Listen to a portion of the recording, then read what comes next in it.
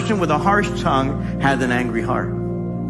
A person with a negative tongue has a fearful heart. A person with an overreactive tongue has an unsettled heart. A person with a boasting tongue has an insecure heart. A person with a filthy tongue has an impure heart. A person who's critical all the time has a bitter heart. On the other hand, a person who's always encouraging has a graceful heart.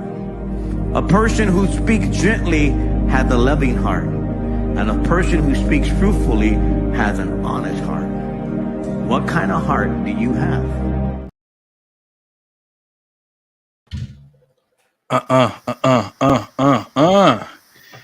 Yeah, that's how we doing, bro. That's I how like we it. I like it. try something new. You know, Yeah. this Yeah, our yeah. home. Yeah.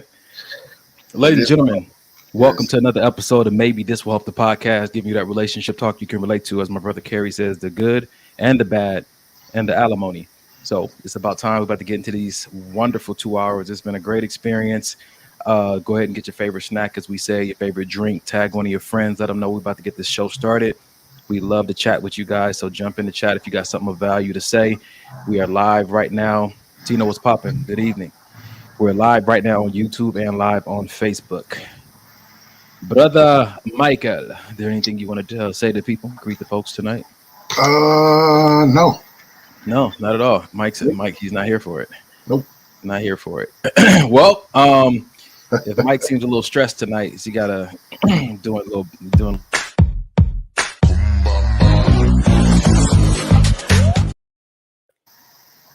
Is that what you got underneath that shirt? Because looking up. How did you know?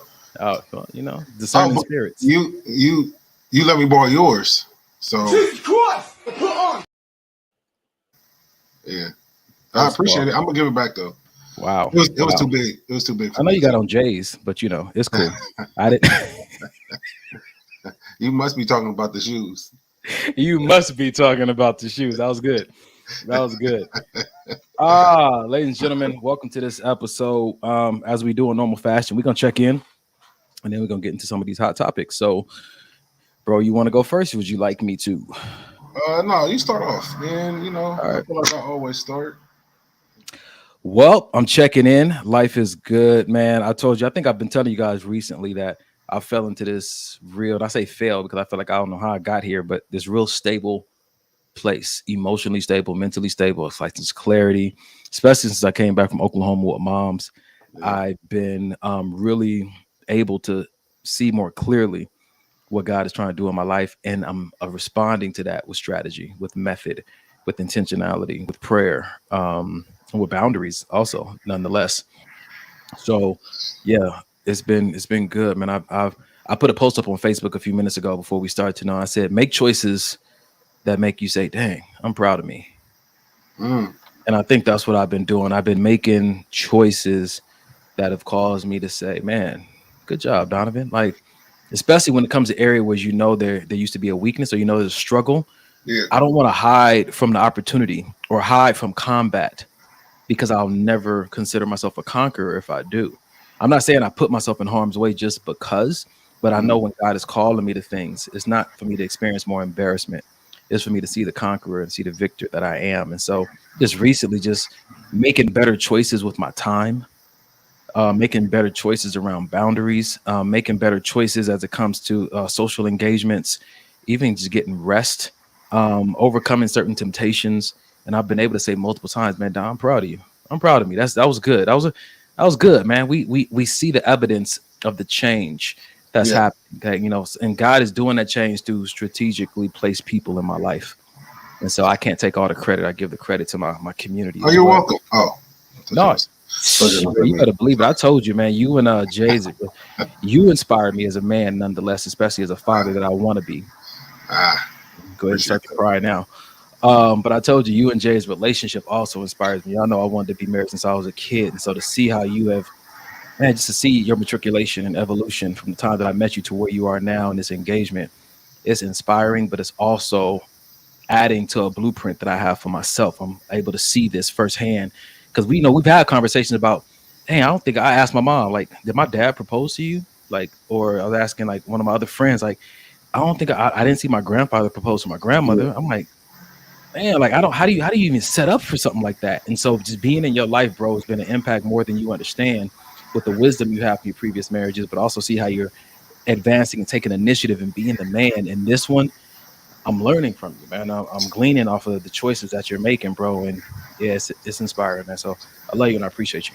I appreciate that, man. I appreciate that big time. Of course, it's, you know, it's always, you know, I try to go through life, not just my relationship I'm in, but I try to go through life these days, at least the older I get, as more of a student than a teacher.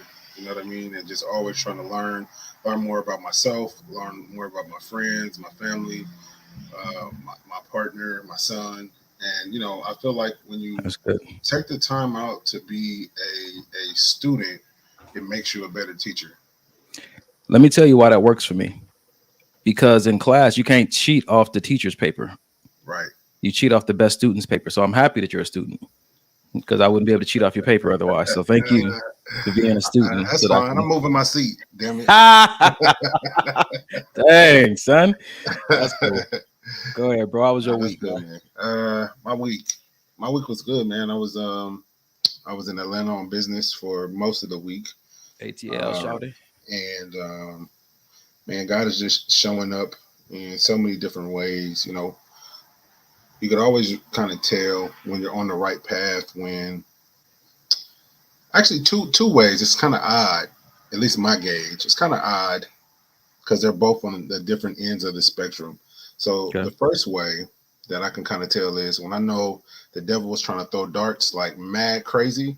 I'm like, okay, I'm on to something because he wouldn't be on me so tough right now if I wasn't, you know, getting to what I'm supposed to be getting to. And the other way for me is when things just start to fall in place supernaturally, like something that you feel like, man, the pieces to the puzzle, they all scattered over the board. Then all of a sudden you look down at the puzzle and it's like, oh man, that looks like that goes there, and then stuff just starts aligning. And so I feel like that's where I am now with these businesses that me and Jay and my brother Carson, his wife, are starting. It's just yeah, man, the future's looking bright, brother. Future's looking bright. So and I tell you, man, it's something about having the necessary woman in your life. Yeah, I think that aids in that, man. Yeah. I mean, it yeah, it does for sure. What else? My week. Oh, today I took my dad and my son to the movies. That was fun. We have it all. Indiana Jones. Oh, okay. Ooh, the last one. Old Indiana Jones. Yeah. And the Indiana crazy thing old about bones. it is, I grew up on Indiana Jones because my dad was into it heavy, and then me having denim, he's seen all the movies. So for us to all three to be able to, because this is the first time we've all seen an Indiana Jones movie together, just because of the time gap, and you know it was nice. It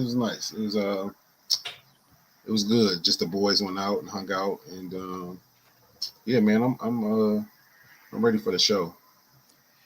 Well, then let's not prolong it, then, bro. Ladies and gentlemen, you know what this is. We're about to get into this show. We don't know what order we're going in, videos or posts or whatnot. We don't know. Actually, you know what? This is what I want to do, bro. I want to ask this question, and I want to ask the audience as well as I'm asking you.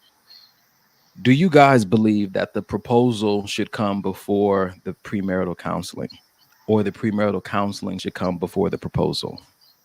Let's ask that one more time to get this ready for the reels. Should the proposal come before the premarital counseling, or should the premarital counseling come before the proposal?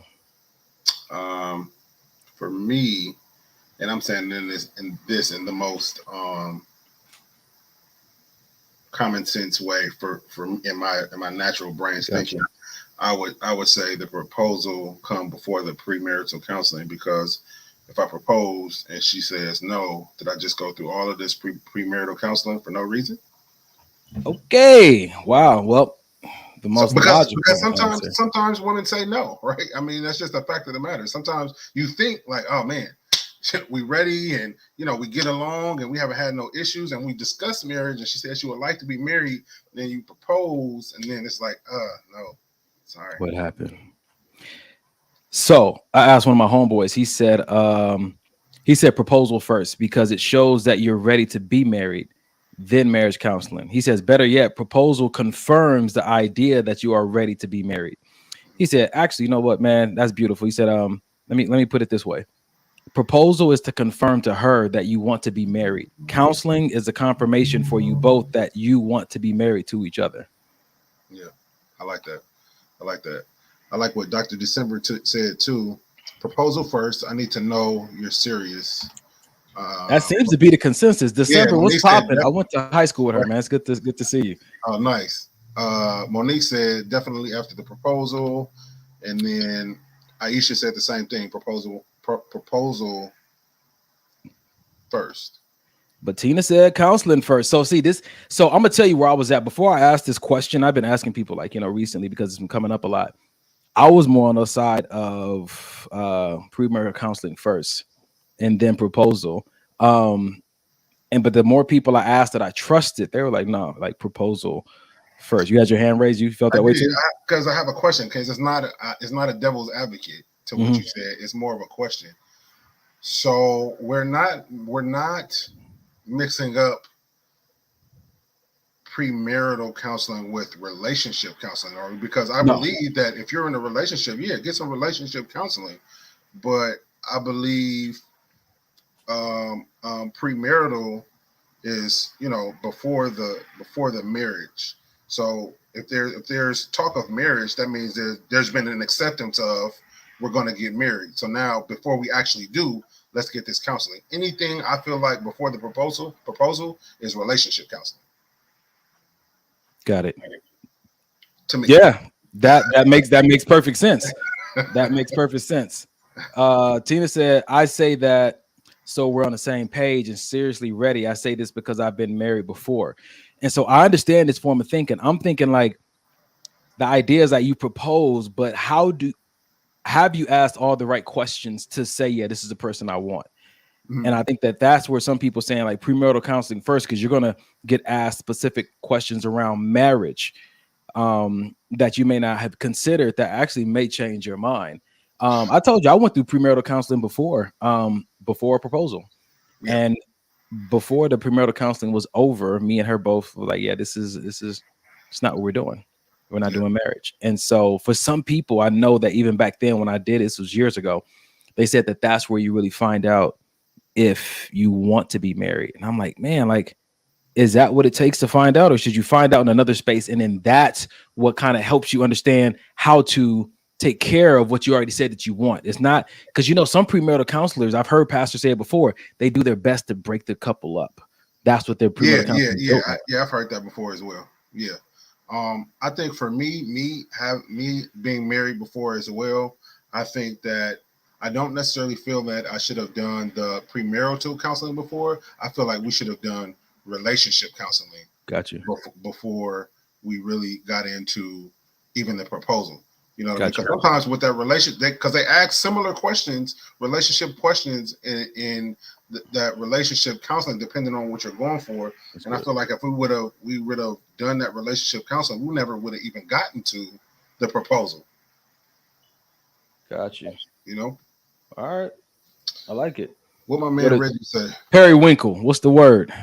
He got that suit, man. Every time I see that profile picture, bro, did I got that at Men's Warehouse? Where can I grab one of them at? My man said, hey, I had a checklist of things I needed to see from her before I decided to pop the question. And I don't think that's wrong. A lot of people sometimes hear that word checklist and it kind of rubs people the wrong way, but I think you should. I think that you should have your standards, your red flags, your boundaries, and, and then even if it's an actual list, it's some things, my brother Donnie calls them non-negotiables. You should know what your non-negotiables are. And if the person you're with is constantly line stepping or not meeting those non-negotiables, then maybe you should move on. This is gonna be an interesting night, bro. Interesting night because I have some things in store for us that kind of Oh Lord. It's like let devil's advocates left and right on a lot of the things we're talking about. But let's start here, man. You sent this over earlier.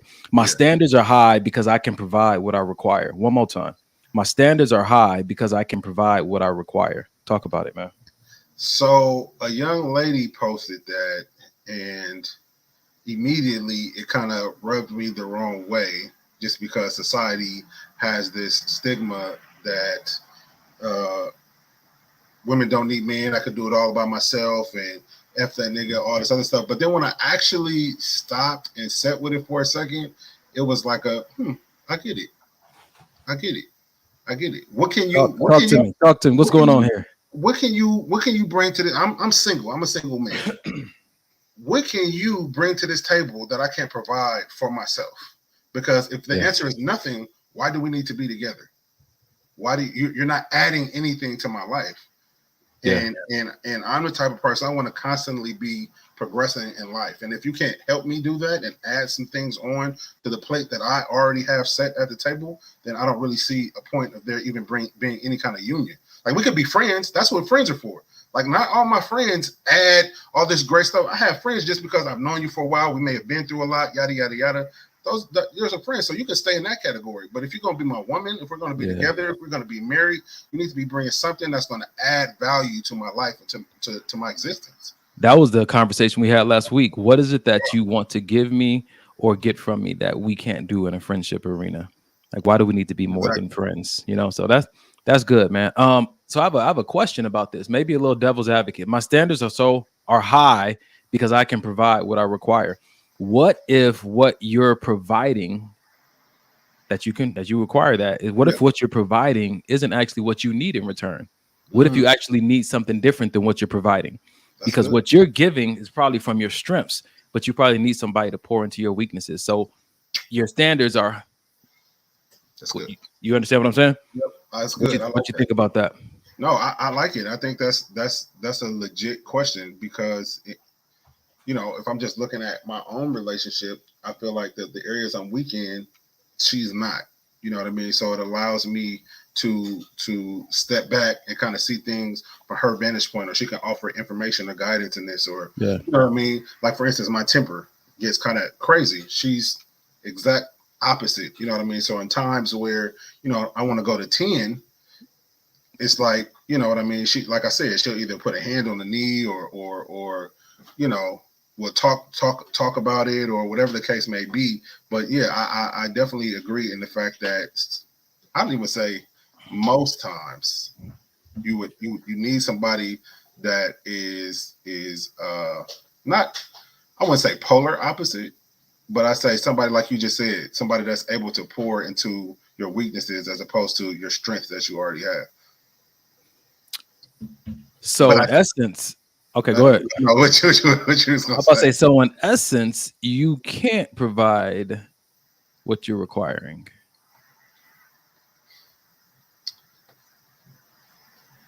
Don't want to give you that. Throw it back up. I can't find it. Right here. My standards are high because I provide what I require. So you're saying in essence, maybe I cannot. Well, I'm providing what I require. I don't know, man, because I think that what I'm requiring, again, it goes back. What I'm requiring may not be what I need. So is it legitimate for you to have such as high standards? But that's not what the post says. The post doesn't say anything about needs. All right, so let's keep to the post. It said my standards are. So is that a reason to have high standards? Because you can provide what you require. Because your standards are based on what you believe the value of what you can provide. What if that's not what the person needs? I got you.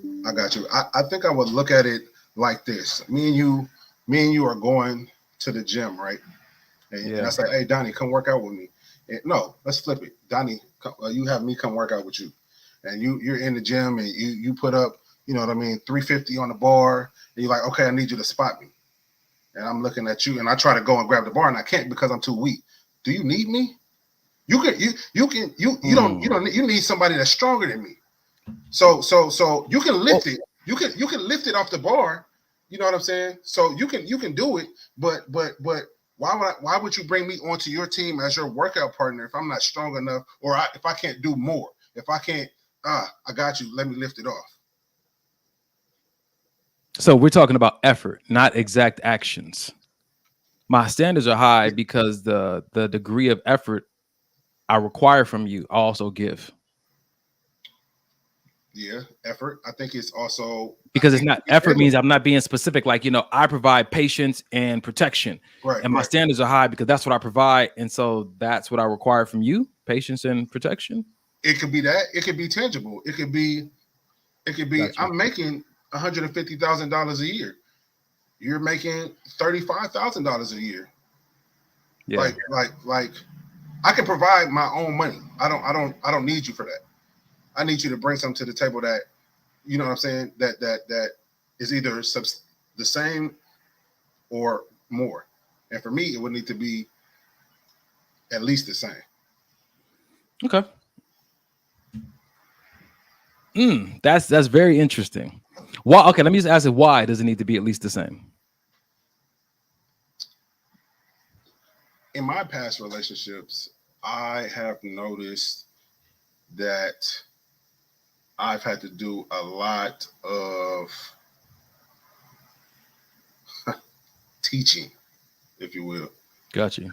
And that's cool to a certain extent, but I feel like I'm at the age now, I want to be able to be taught.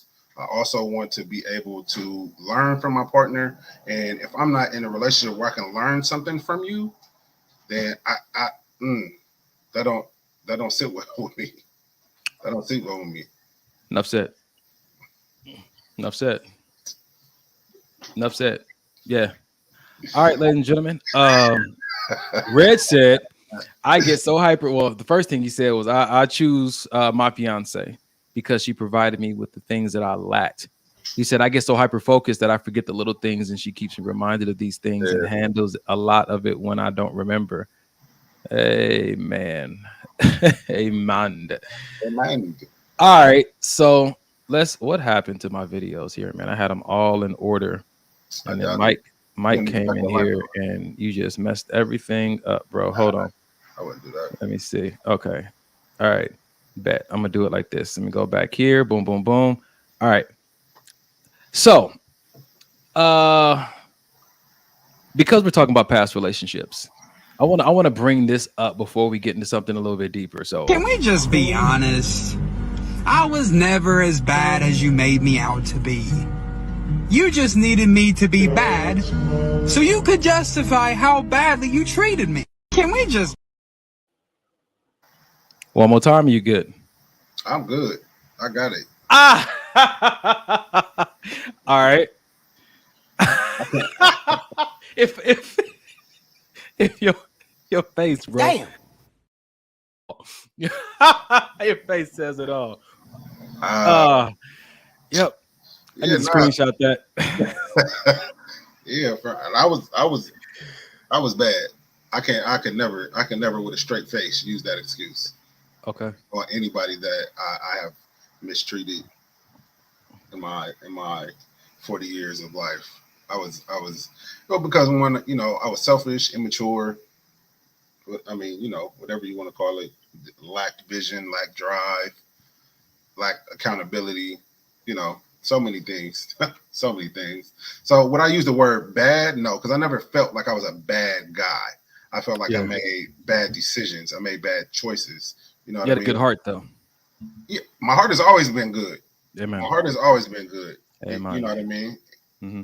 It just should have been better to partners that I've been with in the past. Let me ask you a question, though, because people often say with things that didn't work out in past relationships, I did the best I could with what I had at that time. Or is it the reality of the fact that everybody was doing the best they could at that moment based on whatever they were carrying? Trauma, generational curses, effort, or is that a cop-out? That's really good. That's really good because that's really good, actually. And I think that everybody can't say that. I feel like some people legit can't say that. Like, look, this is how it's all. My uncle was like this. My daddy was like this. My brothers are like this. This is how I was raised to be. You know what I mean? And I'm sorry you got this short end of the stick. That kind of thing. I can kind of get that. But A nigga that knows he's going into a relationship, knows he's gonna cheat, knows he's gonna, I just want my cake and eat it too. Nah, you can't.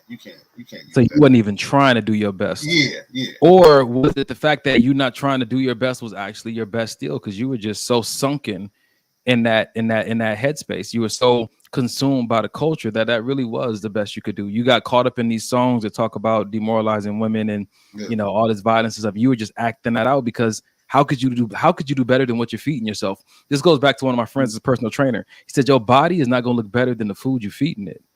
You know what I'm saying to you? So no matter how much you work out and all that kind of stuff, your body is never going to look better than the food you're feeding it.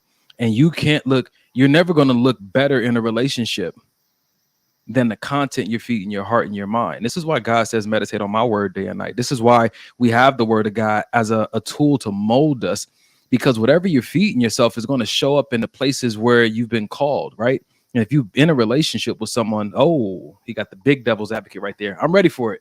Go for it. What you got? I think that for the most part that can apply, but then I also feel like at the end of the day, we have free will. We have choice to do whatever, and we know what's right. And I'm talking about people. I'm not gonna say we know like everybody is just on the same page, but we have people that know the difference between what's right and what's wrong. And you know what I mean? Do they know? And okay, let's just talk about pastors. You know what I mean? Let's talk about legit pastors that, you know what I mean, Bible toting, love God, legit love God, legit. I'm not talking about the little fake ones out there. I'm talking about legit love God that and fall short. Yeah, and they fall short. They cheat on their wife, or you know what I mean, whatever the case may be. Would you then say the same? I don't want to call it excuse, but the same reasoning for someone like that. Same justification. Yeah, justification for someone like that. You know, my guy. Yeah, and you know, because afterwards you feel convicted. Because you feel convicted. Because you knew. I think, but if I'm grading or qualifying someone's effort, like I did my best as an effort. If I'm qualifying that based on the content of their life, right? You can be a pastor, or I'm gonna use the example of parent, right? Yeah. Like you can have the best intentions, but whenever you go to therapy and you have childhood wounds, one thing that most therapists say is that, have you ever thought about how old your parents were when this happened to you? Oh, they were 17 or 18 or 23. They said, consider the mindset of a person in that space. And maybe they were doing the best they could at that time with what they had. This is something I've heard in therapy often. So in your conversation with the pastor, it's a little different because maybe you had this understanding before you accepted the calling and you started leading this church, but did you keep the appropriate diet? Because I believe that behaviors are driven by diet. You know what I'm saying? What are you consuming? Because how are you going to feed yourself all these negative things and not be a negative person? You know, I think that you can start off one way, but if you deviate away from the diet that produces godliness, or the diet that produces faithfulness, or the diet that produces loyalty, then how are you going to be loyal? How are you going to be disciplined if you're not giving yourself the necessary nutrients to walk in that thing? What you'll have is a desire to be righteous, a desire to be faithful, a desire to be a good husband, but you don't have the nutrients, you don't have the content, you don't have the things in your life that will provoke that kind of behavior. I think that leads back to me saying, I think that leads back to me saying the power of free will, because at the end of the day, we're always going to be tempted with something. Always. Okay. We're always going to fall back into some type of temptation. So with that, you still have a choice on whether, okay, I'm going to fall into this or I'm not. No matter what my background is, I still, at the end of the day, before I follow through with whatever act I'm about to follow through with, I can walk out the room. I can say, I can't. Okay, so right there though, because I feel like choices require strength. Yeah, I would. So if I haven't given myself the things that strengthen me, the best I can do in that moment is fail. I haven't strengthened the muscle that would provoke me to walk out that room. You know how they say it's two wolves inside of you, right? The one that's going to win is the one that you're feeding. Mm. So if I'm trolling social media and I'm watching all this content that has to do with giving in and not resisting, when I get into a situation, not only am I fighting the temptation that's outside of me, I'm also fighting the content that I've been programming in my head. that makes it even more challenging. So the spirit is willing, but the flesh is weak. Like, and I'm not saying that's a cop out or excuse, because there's other places, but I do want to bring that into the conversation. This goes back to the beginning of this episode. And I said, like I put on the post on Facebook, make choices that make you say, dang, I'm proud of me. Right. And so the choices that make you say, I'm proud of me, aren't really what you do in the moment. It's the daily habits that lead you up to the ability in that moment to be like, I'm gonna make this choice, and I have the strength. No, you're not buying that. No, finish your sentence. I'm dissecting. I'm looking at my own personal, like the choices I've been making lately, and I'm like, man, why is something that used to be so challenging easier now? Mm-hmm. Is it because I want it more, or because I've been meditating on God's word more? I've been moving certain people and certain hobbies out of my life. I've been spending more time doing this than that, and so when I show up to the moment where maybe it's my anger or my aggression, it's so much easier for me to be kind. Why? Because I've been listening to things, reinforcing in my mind the benefit of kindness, and also reminding me of that, how God really made me, right? And when I get in these moments, my identity is not too far away from me. And I remember who I am more readily and more quickly to make the decision in that moment. Like, yeah, I know the consequences of doing this. It's almost like why we, punish children. Like we try to embed in them the understanding that every choice has a consequence, so that when they go out there, they'll think critically. Yeah. No, I understand that. Wow. Reggie said, I absolutely just made the wrong choice. She should have been left outside the VIP.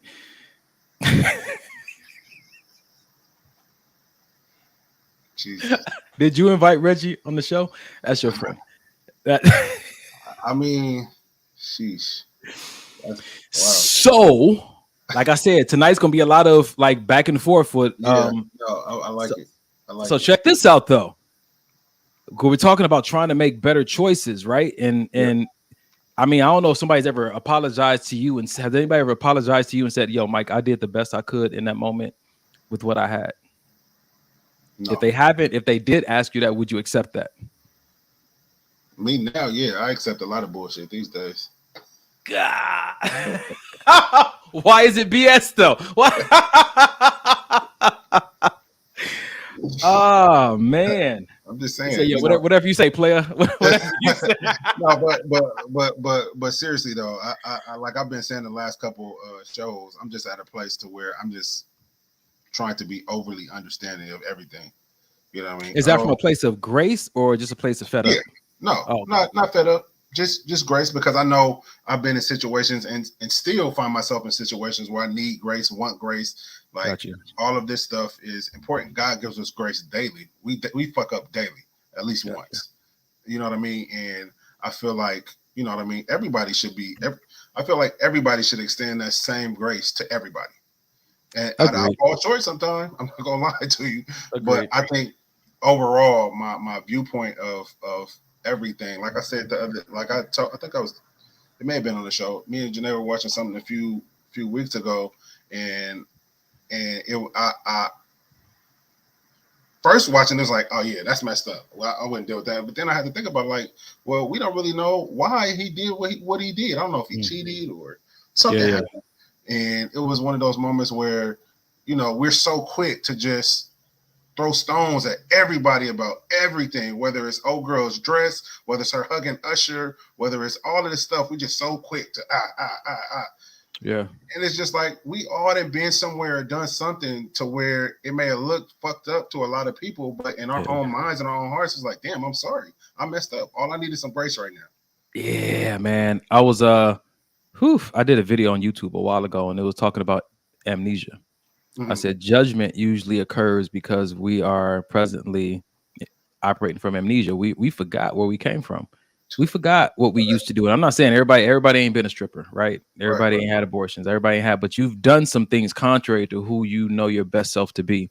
Yeah. And I think that when we forget where God has brought us from, where we forget the choices we used to make on a regular basis, you know what I'm saying? Everybody's falling short. And so those are great opportunities to look at and consider where somebody is and have a little grace and empathy and maybe try to put yourself in their shoes. And so it doesn't come off as judgment. It comes off as like, yo, I can relate. And when you give encouragement from a place of relatability, There's something healing and comforting about that versus when you stand on this podium and you are kind of talking down at people. You can say the same exact words, but it's felt totally different versus when you come on their level, because it's a humbling to just like, man, I want to tell you something. I used to be there, and let me tell you how I got here. Yeah. I want that for you versus, you shouldn't be doing that and you out of pocket, and like it's just a different energy that you're operating from. So I agree. So how about this, man? When it comes down to like, we're talking about like how to make your better choices. Everyone was worried about you, you know. You can't just disappear. You really hurt a lot of people. Sometimes you need to take responsibility for your own happiness. You don't think that's a little selfish? I don't know what to tell you. I'm happy for the first time in my life, and I'm not going to feel bad about it. It takes a long time to realize how truly miserable you are, and even longer to see that it doesn't have to be that way. Only after you give up everything can you begin to find a way to be happy. Everyone was worried about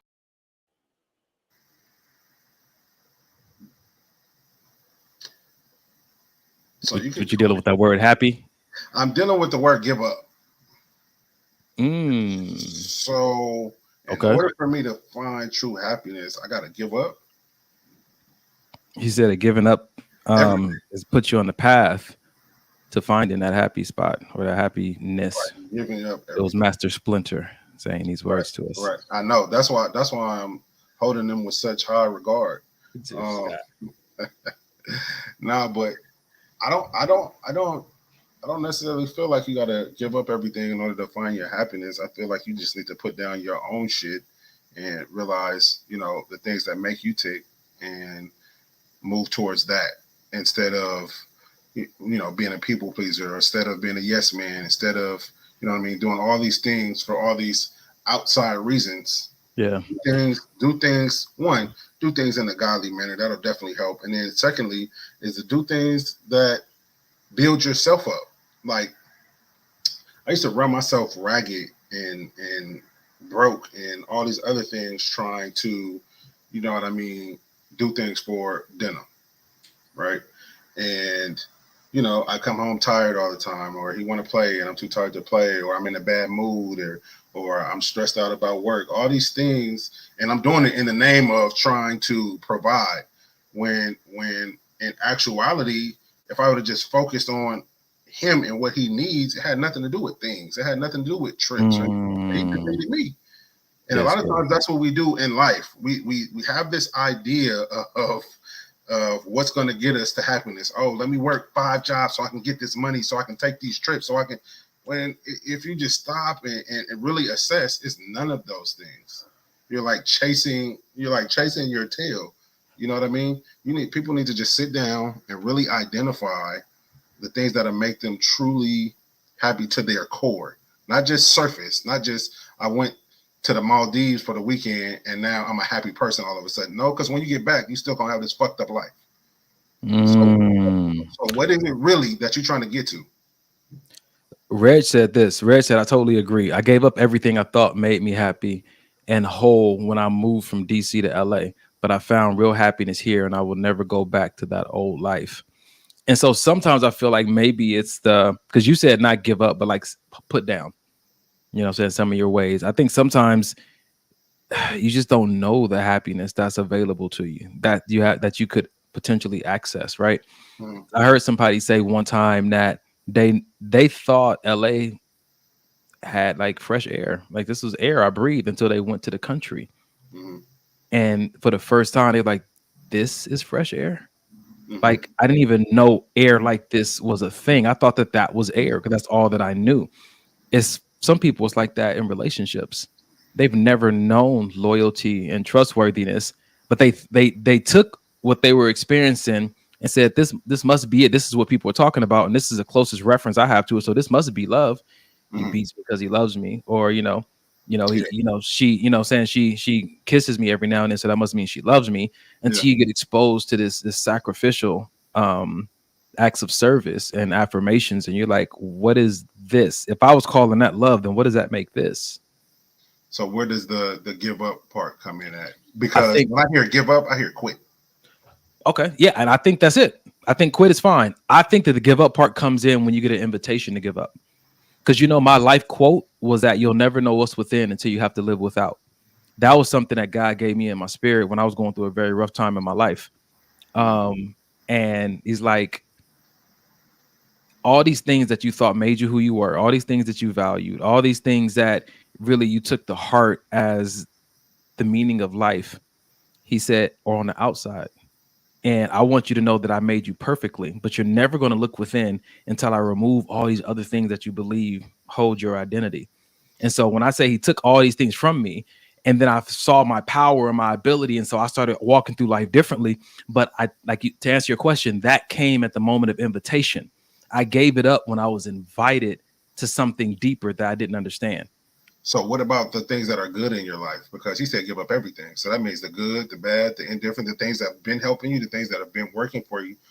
Everything is everything. Yeah, I can't say I totally agree with that. But that's what he said, and that's my point. Because he said give up everything.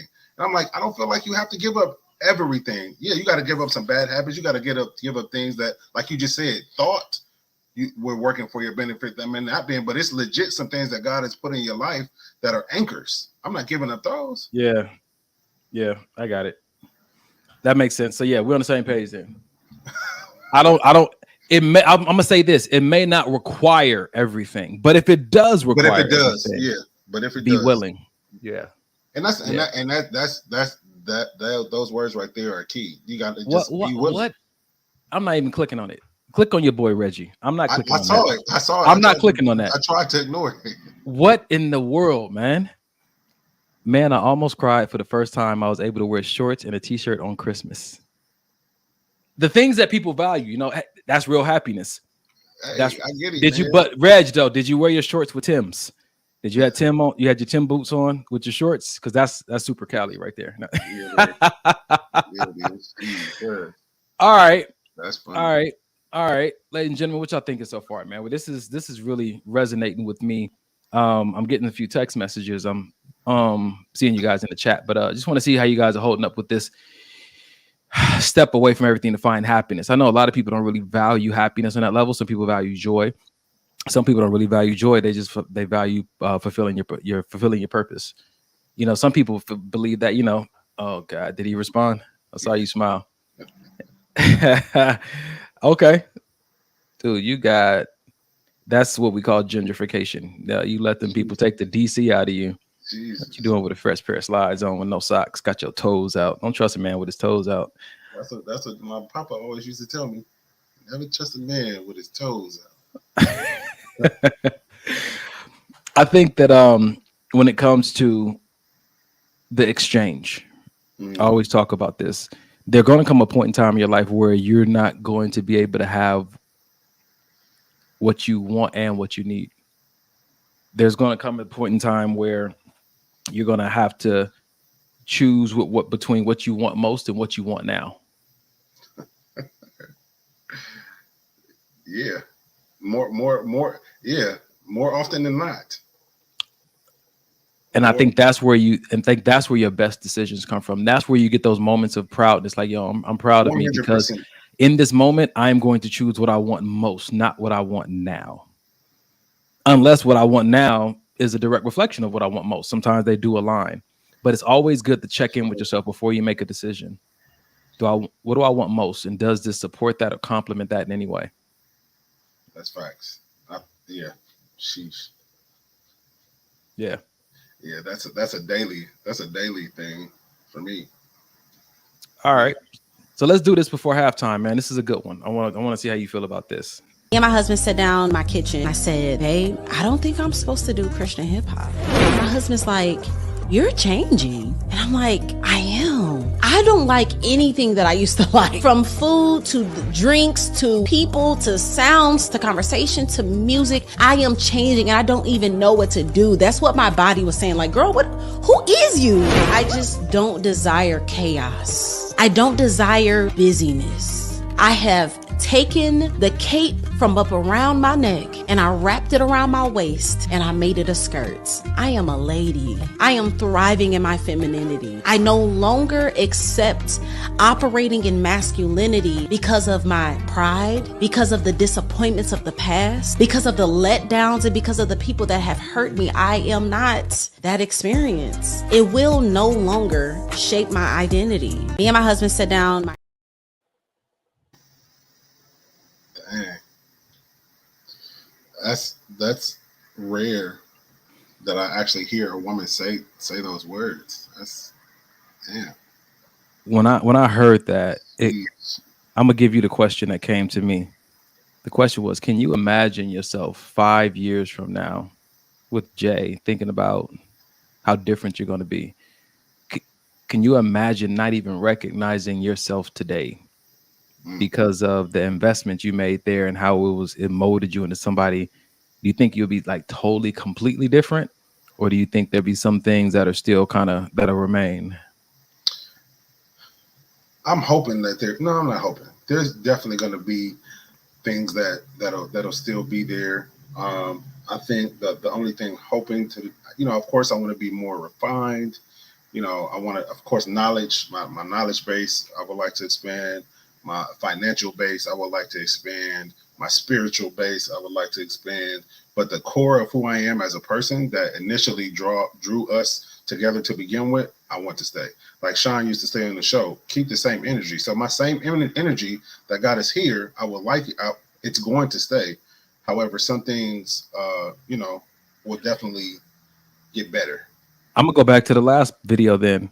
Keep the same energy. What if there's a better energy?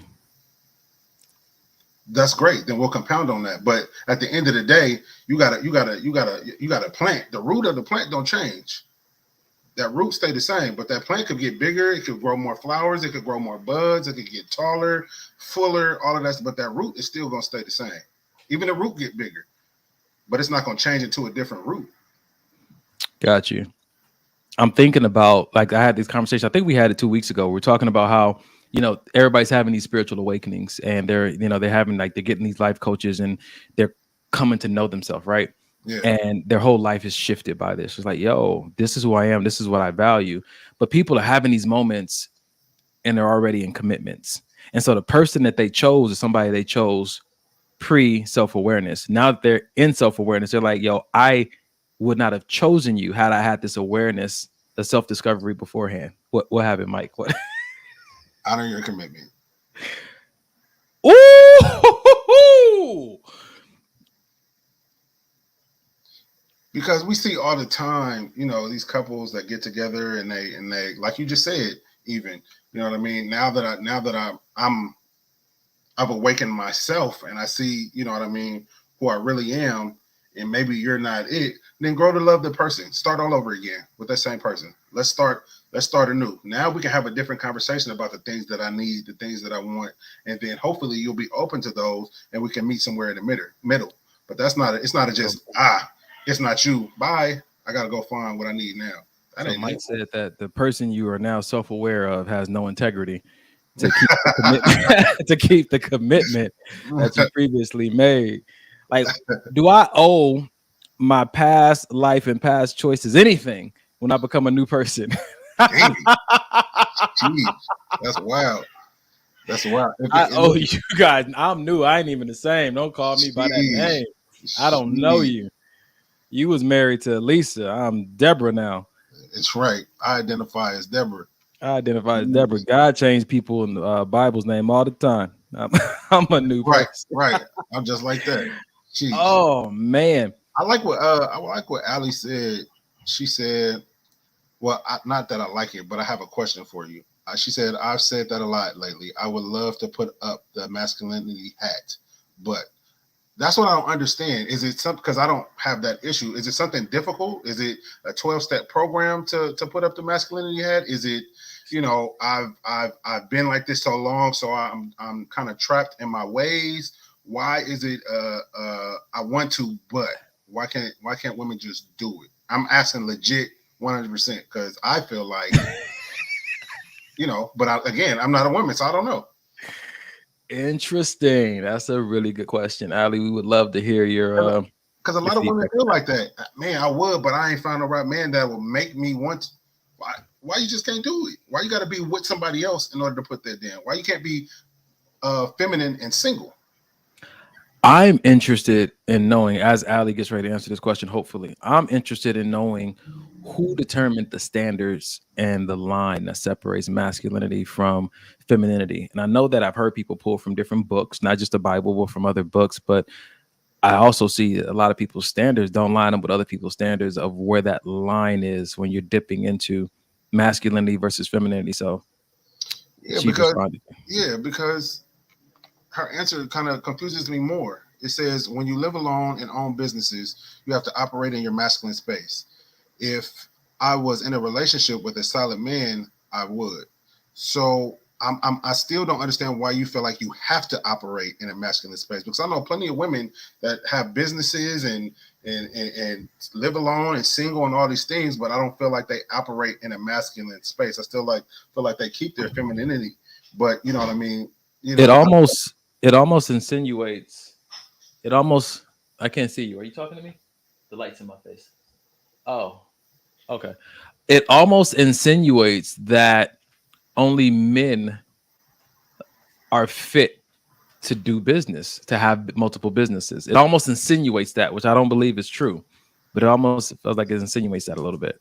Yeah, it does. And if that's how women are made to feel, I'd like to know, because again, you know, I know that there's a lot of male bias, especially in corporate, or especially even in trying to run your own business. You know what I mean? Even down to, you know, Jay goes to get her oil change and he tells her $120. But if I go, you probably think that I know a lot, so you charge me $50.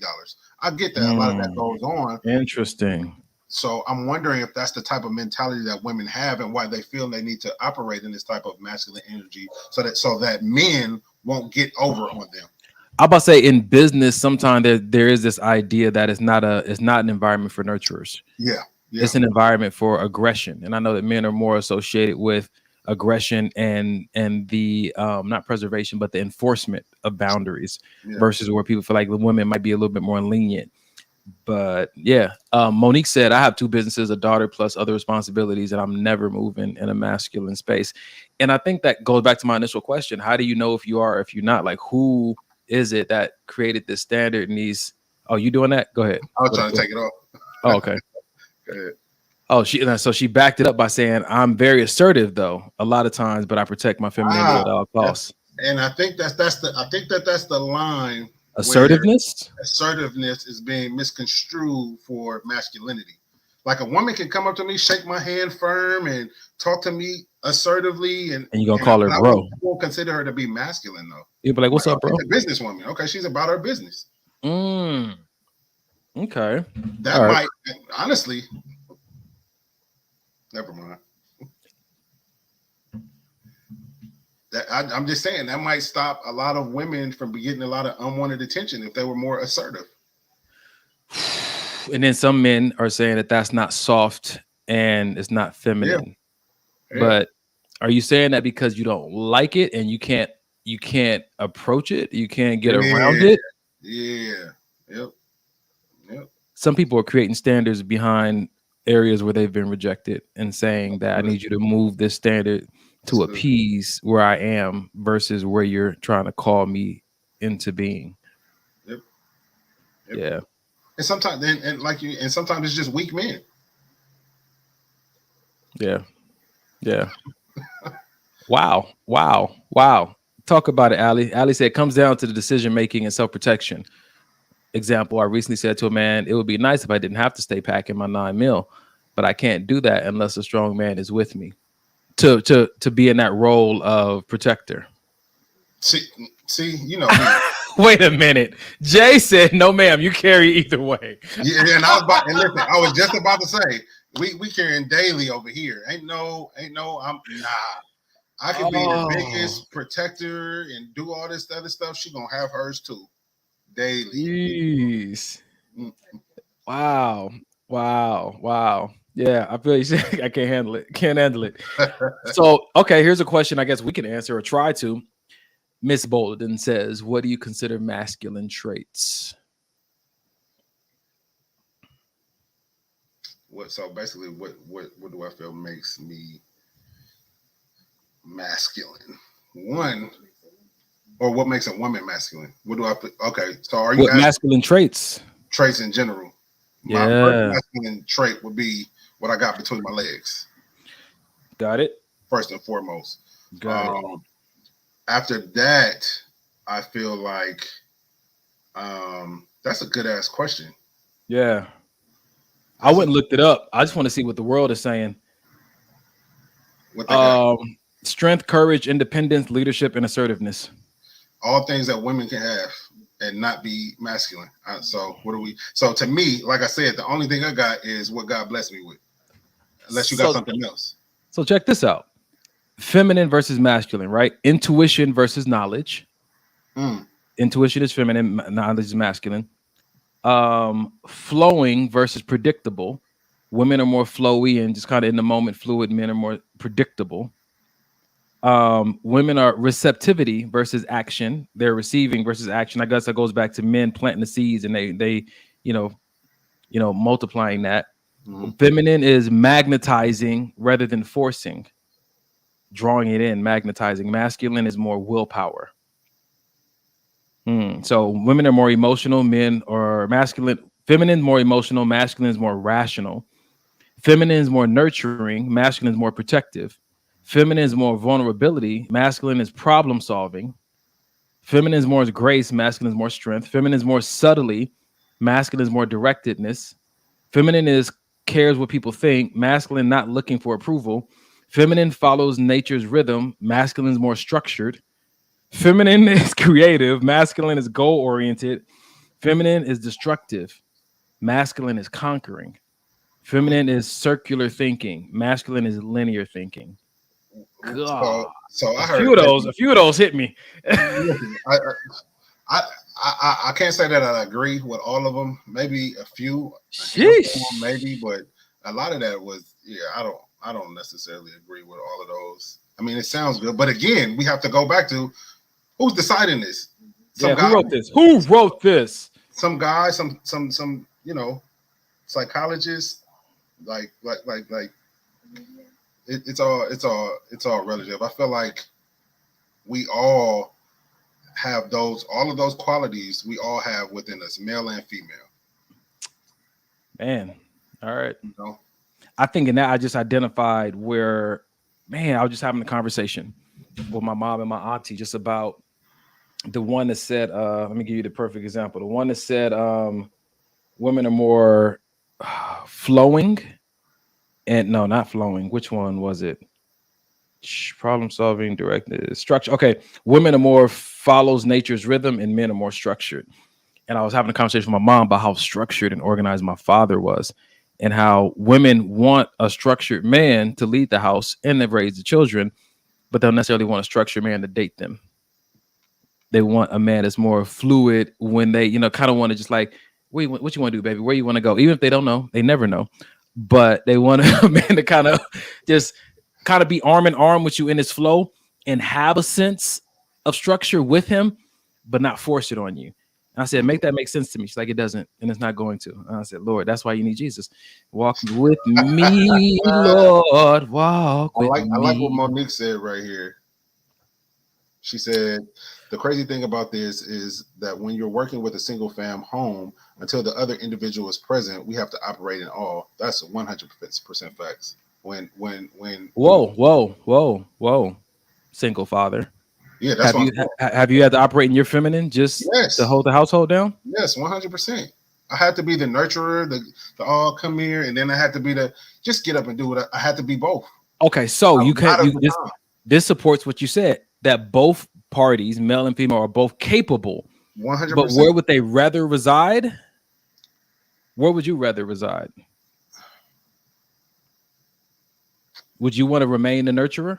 If and I'm not saying that you have to choose between the two, but if it came down to a situation and you had either be a nurturer or be a protector right now, what would be your natural bend? Natural bend would be the protector. 100%. 100%. If it came down to a situation with you and Denim and Jay, and you had to be more emotional or more rational, what's your natural bend? I don't know. These days, I feel like I'm emotional. I'm about to say, because now you're dealing with your lady. Yeah, and my son, both very emotional parts. So of a my child life. and a woman. So is it that you want to be able to reach them where they are? Because I feel like when women say that it's all in a delivery, I feel like maybe this is what they're talking about. Can you emotionally, can you communicate this to me through emotion and rationale? Can you be emotional? Can you be emotionally rational when you talk to me? And that's funny. It sounds crazy, but yes. Can you be nurturing, protective when we have this conversation? 100%. Can you protect me with nurture while we're going out on this date tonight? 100%. I feel like might be onto something. No, 100%. I feel like you are 100% onto something, and I feel like it's not anything that just automatically comes. I feel like you need it. It takes you to be completely aware of yourself in the moment. How I respond or how I don't respond. How I do this or how I don't do this has to be aware of me being in both those spaces at the same time. Because growing up, when you're taught that masculine is strong and masculine doesn't cry and masculine, just takes it on the chest and just keeps going and rubs some dirt on it and keep going. And you know what I mean? All of this other stuff that you're taught. But I feel like a lot of that is BS. I feel like a lot of it is BS. Like, if we go back to that, even like Janae said, the media decides everything, unfortunately. So whatever is being propagated is kind of like what we're feeding off of. And again, this goes back to what we said before. Your diet, your body ain't gonna look better than your diet. Your behavior ain't gonna look better than the content you're consuming on a day-to-day basis. So where are you getting your information from? Yeah. I like what Elise said. What up, lady? Man, she's funny. Some of the things I post on my stories or comments, we have really good conversations. She said, it comes down to women not being covered, so they do what is necessary to cover themselves.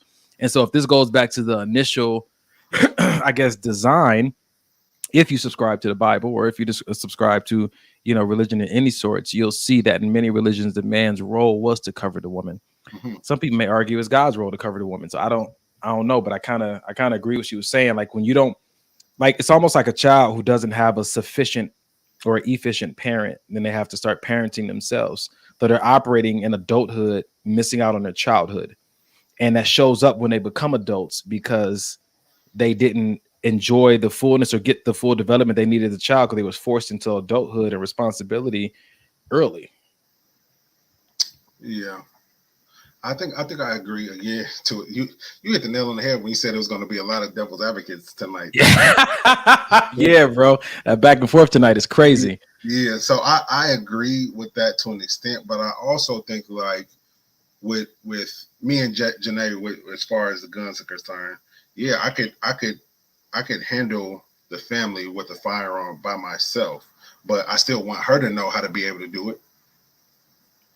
You know what I mean? So it's not about I get wanting to be covered, but I want you to be able to cover yourself if I'm not here or if I'm not around or if I got to go on a business trip for 3 months. So what you're doing right now, Mike, is you're operating from the rational mind. The man's rational mind is trying to prepare, is not trying to leave a woman helpless, is not trying to abandon her and not be her protector, not be her covering. But the rational mind says there may come a moment when I'm not here and I still want what I care about to be protected. So let me implant within her the tools needed to self-protect in the case that I'm not there. I feel like I'm also operating emotionally because if anything were to ever happen to you and I didn't prepare you, I would feel terrible. You're emotionally rational. Yeah, exactly. You are subtly direct. I love it. Exactly. Subtly direct. Like that, like one of my favorite songs, The Definite Silence. You're almost exactly what I need. Right. You're the dumbest smart person I know. Yeah. Oh, you're the dumbest smart person I know. You pretty ugly. You're pretty ugly. I like this. So Elise came back on. She said it's God and man's job to cover. Then she came back and said that, and it's woman's job to cover the man in her feminine ways. Ooh, because don't we need it? Don't we need it? I'm glad she said. I'm so glad she says that because when we talk about covering and protecting, it's only the man's job in society. right? It's only the man's job to protect the woman and cover the woman. And so if I'm constantly, I don't know why I keep going back to guns, but if I'm constantly, if we're you know why. If I'm shooting at the enemy, shooting at the enemy, protecting my woman, shooting at the enemy, who protected me? So a lot of times in the relationships, a man is feeling like I'm out here by myself. I'm out here naked trying to protect you. And meanwhile, I'm getting hit by bullets and who gonna protect me? What's protecting you is your structure. You've structured things in such a way that you are good. You're covered by the knowledge of your structure versus the intuition of her flowiness. Because if you let her plan the vacation, she may not be considering, are we going to an area where tourists aren't really allowed?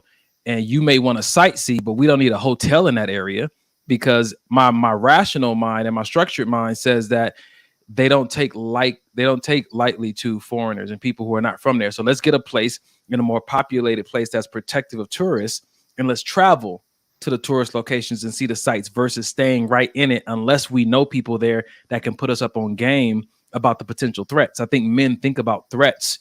That's why every Christmas, every Thanksgiving and Christmas, around that time of year, I always send the same text message to my mom, my sister, my aunties. This is when people get wild. Keep an eye on your purses when you go to gas stations, when you're walking around the mall. You know what I'm saying? Try to take a smaller purse with you. I send that same text every year because they know that this is a time of year where a lot of times just women who are out there just, I'm shopping, I'm getting this, I'm getting that. They're so excited about gift giving that they're not watching their six. You know what I'm saying? They don't have this idea of like, yo, there's threats out right now, but everybody else spending money. And so men, I think, we have a tendency to think like that, or maybe it's just hood niggas because of what we grew up in. And low key, having me, I wasn't gonna say exactly like that, but do you think that's an innate thing that men have when they're born, or do you think through doctrination and always been taught that men are supposed to do this, and watching these shows that always show men as doing? Do you think that's the reason why? That's a good one, bro. Because I remember, I'm not trying to relate us to animals though, but I was watching this animal channel one time, and they said that in every species, the woman is a protector, the female 100%. Is a protector. Then they talked about dogs, like the man goes out and gets the food without, but the woman, the female, is the protector. Yeah, just like lions too. Lions are the same way. That interesting. Yeah. So again, is this an innate thing, or is this, like Jay said, is it media? Is it, the things that our parents were taught, so they're teaching us, and then we just take it as the Bible when we're growing up? I don't know. Yeah. Who knows? This has been a good show tonight, ladies and gentlemen. It is halftime. Mike, do your thing, man. I want to go grab some out the kitchen real quick. I'll be right back. All right, ladies and gents, thank you for rocking with us thus far. If you guys are not already following our social platforms, please go do so. Facebook, Instagram, as well as YouTube. Maybe this will help the podcast.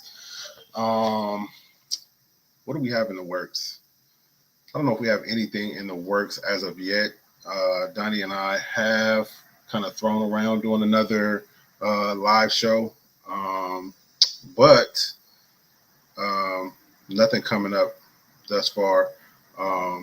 If you guys have any small businesses that you guys want to shout out, you can drop them down in the chat and we'll post them up. We'll post them up like that. You can leave an Instagram, a website, email, whatever the case may be, even if it's your own business. We always like to shout out small businesses here on the show. Also, at this time, if you guys would like to, well, Donnie's back. He can do this part. I see you, bro. Let me add him on. He can't hear me. There we go. I was about to go into the part about favorite parts of the show and money, because I think that Cash App is. If we're not on next week, then y'all know. Listen, ladies and gentlemen, you heard the man. Time to pass the offering tray. Go to our Cash App. Hit us up, man. $5, $10. We appreciate it. Again, we're self-sustained, or we're our own angel. I forgot what you call it, because I'm so hungry right now. I'm about to eat. But help us. Tuna, apple, what you got? I got dynamite shrimp from California Fish Grill. It's really good. I know you don't like seafood. Don't make me put a fly on the screen just so y'all can send us some money. Just give you the super sad face. Help. No, for real though, run our Cash App up, man. Maybe this will help the podcast. Maybe this will help. $, maybe this will help. If you don't have that, Mike, you still check the Gmail, right? Maybe this will help podcast at Gmail. Sure do. All right, cool. Run it if you can, man. Anything helps. We appreciate it.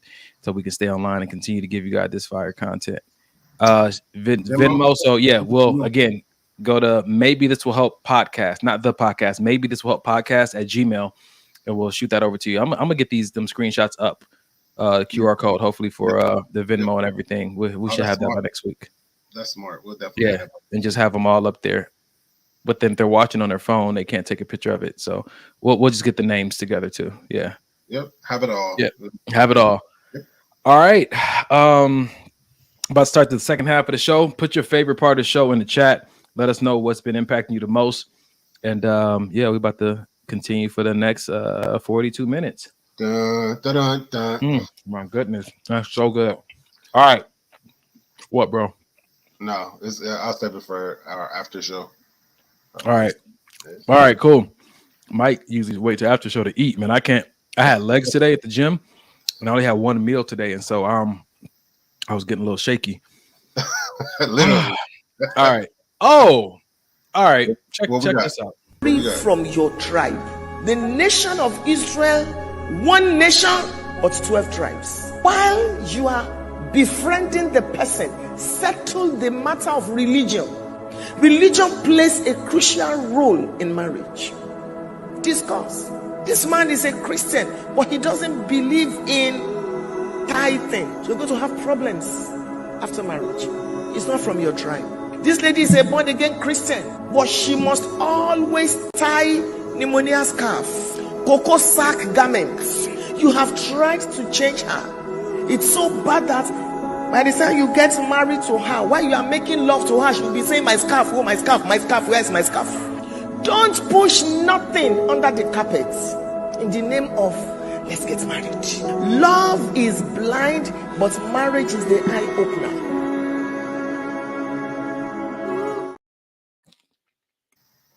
Love is blind, but marriage is the eye opener. You ain't lied. That's why it's so important to have those transparent moments and transparent conversations, which I'm definitely still working on in my relationship. But, just being married previously, I think that those types of conversations weren't had before we got married. So when we did get married, it was a lot of, where did this come from? Or I didn't know this about you, or I don't want to live with this in this type of situation. A lot of those, which could have been, again, like I just said, weeded out with just some transparent conversation. Because a lot of times it's, I don't want to run you off, so I didn't want to say anything, or I didn't want you to look at me a certain way, so I didn't want to. But why? If you're finna be my wife and I'm finna be your husband, I want you to see all the negative stuff, the good stuff, the stuff that needs to be worked on, all the skeletons, all the demons. Here they are. Now, but nobody expects, well, I can't say nobody, but a lot of people don't expect to be loved if they show that. 100%. That's why when you find the person that does love you through it, you better hold on to it. But they got to give them a chance to love you, like you're saying, because like we said before, you never know if someone loves you until you give them a chance to hate you. Yep.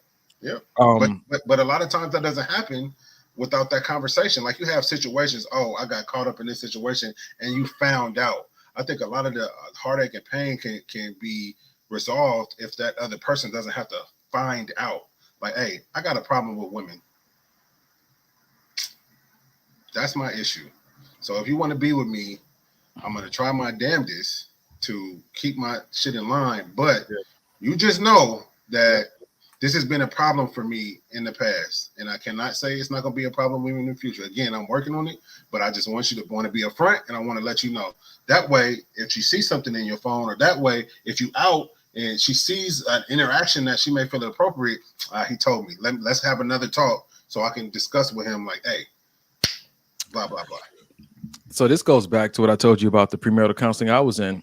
So many things she said during that I was like, why don't I know this already? Like you've been saying this and doing that, but now we're in front of these strangers and you're telling them things that I've asked you this specific question before. Yeah. And I'm like, yo, who am I with? It's like it's crazy things that I thought she was thoroughly enjoying that we would do together. It's like, I really don't like. I'm like, I'm falling in love with who then?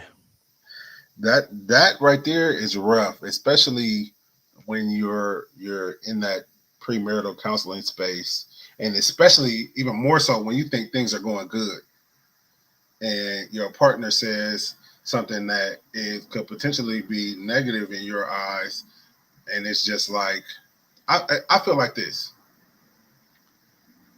Anywhere we go, whether it's counseling, whether it's to a dinner party, whether it's to hang out with your parents, anywhere we go, I should never be finding out anything for the first time in front of somebody else. After how long of being in a relationship? I'm talking about my relationship. At this point, where you at now? Yeah. Okay. In the beginning stages, we're still getting kind of to know each other. Like we know some things, but you know, the further along you get, the more trust that's built. You find out other things and certain things, this and that. But even now, if you know that it's something that you haven't shared with me that may potentially affect me, let's talk about that before closed doors, before we start talking about it in public. Amber said, I disagree. With McJellen, what part do you disagree with on that? I was looking at that too. I think that the part that at the end is the reason I wanted to post that video. They say love is blind, but marriage is an eye-opener. What is it, do you think, and I have my ideas, what is it that you think about titles and about marriage that causes people to like to just act wholly different from who they had present themselves as being? I've seen it happen a few times with people. I was told personally in a previous marriage that basically I got you now, so why do I have to like why do I have to perform if the reason I was performing was to get you? I got you. What I got to do now? Like why I gotta? Yeah, and like you said, the answer would be to keep me. Like you got me for this reason. Do you think that now all of a sudden you're gonna keep me and not do the things that you got me with? I like this. The Dita said they become content. Yeah. And like content in a negative sense. Like I'm overly comfortable with this. That I don't even see you as a treasure. I don't see you as a prize. It's just like, oh, you're my person. I appreciate that. Oof. Nigga, what? Do you love me? Oh, I appreciate you. No, you good. You good. And that's like if that's where it was going to end up being, like we could have just stayed friends and started a business together. And that's why it's important to have the conversations where, hey, is everything good with us? Is there anything I need to do more? I have this conversation with Jay and Denham. Is there anything that I need to do more of? How am I doing as a father? You know what I mean? Is there any way I could be a better father? All these conversations need to be had because sometimes life just lifes. Sometimes we get in a routine and it gets stagnant and it gets, we go here on Monday, we do this on Tuesday, we do that on Sunday. You know what I mean? It gets to be a routine just because life is happening. That's why it's important to do these check-ins with your kids, with your wife, with your husband, whoever it may be, to keep everything fresh. You know what I mean? I mean, every day is new, right? You know what I'm saying? Yeah. So I think just holding space for a newness. Like we had a video on last week about just like people changing. You know what I'm saying? It's like they're going to change. I remember the lady said, marry someone that you love where they are right now because they're not going to change. But I don't know. I feel like everybody continues to change. And I think that is, a lot of people feel like, like Adina said, like you ain't going nowhere. But, the divorce rate shows that that's not true. Yeah, that's true. That's true. I want to go back to Amber. She said, I disagree. Okay. And then she said, I'm guessing she's saying, what she did disagree with, it's okay to have different interests. So does different interests make you a part of a different tribe? Because that's what the video was about. Right. Marry someone from your tribe. So like she said, an example, like some person interested in tithing, the other person isn't. That's more of a religious background to it because of the blessing that's associated over your household when you tithe or over your life when you tithe. But does that mean that the marriage can't work? No. So here's the thing. I believe that you can make anything work. But for my marriage, I don't want to have to make it work. I want it to flow. So if I'm having to make things, there goes your feminine. That's your feminine. You want it to flow with nature. I'm in touch, bro. It's all good. I'm in touch. No, but it's certain things that interests. Yes, we can have different interests, but it's certain non-negotiables for me, like religion. That's something that I'm not willing to bend on in my marriage. What is that? I said that's something I'm not willing to bend on in my marriage is religion, religious beliefs. Have I dated other women with outside religion? Yeah, of course. But do I want to be married and covenant and tied to someone that doesn't believe in the things that I believe in? No. Now, different interests to me mean, you know what I mean? I prefer, reading a book versus a movie. I prefer, TV on when I go to sleep and close the TV off, or I prefer, whatever the case may be. Deal breaker. Mm-hmm. Yeah. So different interests. You can have all the different interests you want. You know what I mean? But certain things that are going to affect, like you said, certain religious beliefs that affect the household, or even with money. Because she may be, I get paid every Friday, so I'm gonna know I can spend all my money because I'm gonna get paid every Friday. Well, no, that's not how I want to take care of my money. Our money at that right, point. The marriage not gonna work. Certain things is just non-negotiable, but interest, yeah, I definitely agree. It's okay to have different. Interesting. It's so interesting, man. It's like my auntie told me earlier today. She said 2 things God doesn't get involved in: it's your relationship and your relationship with who you're going to marry, and your relationship with Him. Like He doesn't get involved in like you trying to come to Him or something to that degree. And I've heard that multiple times. And we had a really good conversation about what the purpose of prayer was.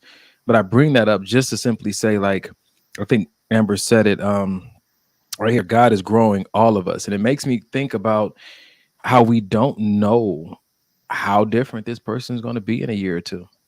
Facts. And so if that's the case, then what are you really marrying? And for me, I think that the thing that I want to marry is obedience. I want to marry God's will. I want to marry God's word. I want to marry God's heart's desire.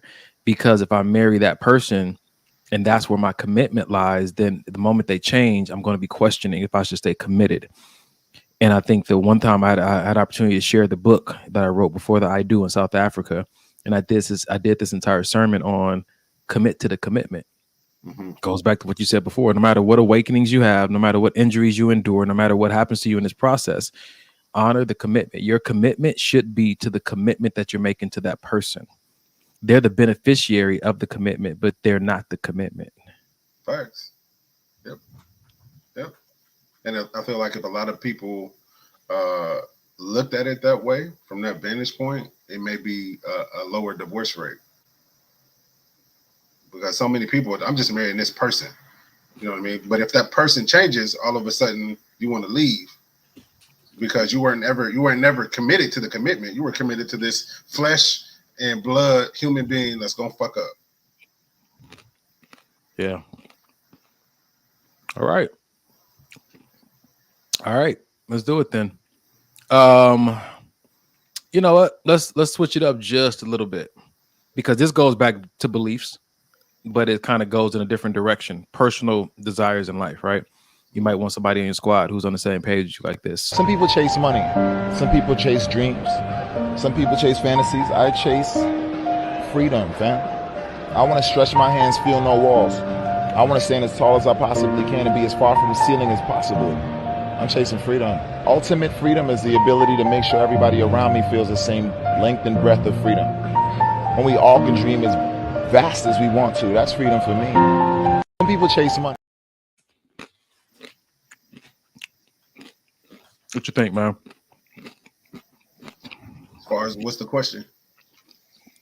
So for me, when it came down to looking at who you're going to marry, and how for him, the deepest value was freedom.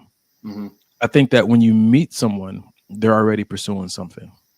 You're already pursuing something. Yes. So when you guys come together, The Bible says, Amos 3:3, how can two walk together lest they agree? How important is it for you to be pursuing the same thing, or do the pursuits just need to complement each other? I'm more of complementary pursuits. You know what I mean? Because for me, I may be, my pursuit may be, growing my business and really getting out there and getting my brand out there and just, investing in myself and investing in my business and yada, yada, yada. And then I meet somebody else. Her thing may be education. I want to get as many degrees as possible and just have this, masters and doctorates and all of these things, not necessarily for business, just to grow smarter and so I can become whatever. But see, I don't think those are like end goals. I think those are like means to an end.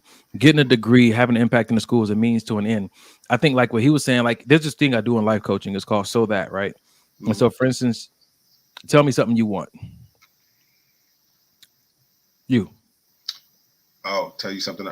I mean, are we talking tangible or are we talking about tangible? Yeah, or anything. It doesn't matter. It works for everything. A house. You want a house so that what? So that I can have a sense of ownership. You want a sense of ownership so that what? So that I can pass it down to my son. You want to pass something down to your son so that what? So he can own. And you want your son to own so that what? It's gonna regurgitate itself. And so you stop at a moment, you stop that process when you feel touched, moved, or inspired. Like, oh, this is a technique I use to help my clients find their deeper values, right? Because sometimes the values we express are surface values, but if you want to go deeper, you just ask so that a few times and you find out like, oh, at the end of this, like the guy in the video, everything that I'm doing is pointing me to the direction of total freedom. Mm-hmm. Everything that I do, I'm actually hoping to get closer to close. So do you know what that thing is for you? Listening to what he said, I definitely say it's freedom, because even financially, even growing a business, even going to school, even, all these other things, it's so that I won't have, the government on my neck trying to pay bills or having to deal with anything. I could be able to move the way I want to move. And all of that to me stems back to a sense of freedom. I can go when I feel like going. I can come when I feel like coming. Pause. But no, not pause though. Kind of. Freedom, brother. We talk about freedom. Ah! All right, man. No, not pause. So I'll say this, man. I think for me, I was gonna say the end goal is for me to hear "Well done, good and faithful servant."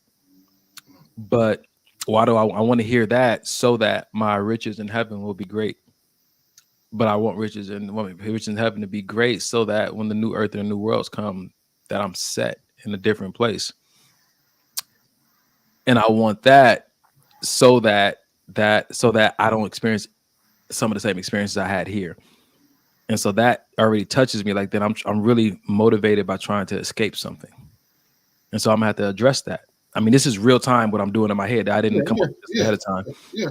But that's the benefit of this, to purify the motivation behind my movements. Because a lot of times, we talked about this before on episodes years ago, that people parent out of fear, not out of hope for their children, out of fear for their children. And that drive brings about different parenting techniques, right? You know what I'm saying? I'm gonna beat you before the police do. Yep.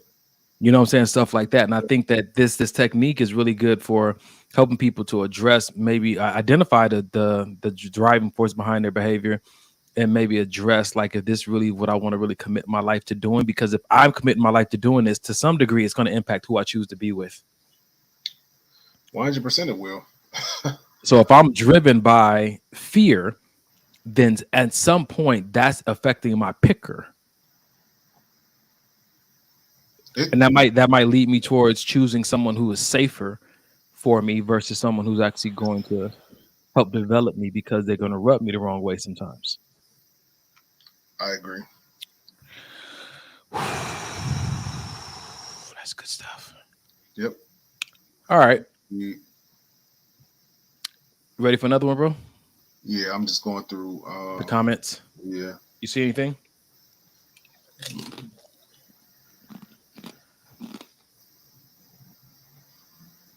Let's hit it. Let's hit it. Yeah.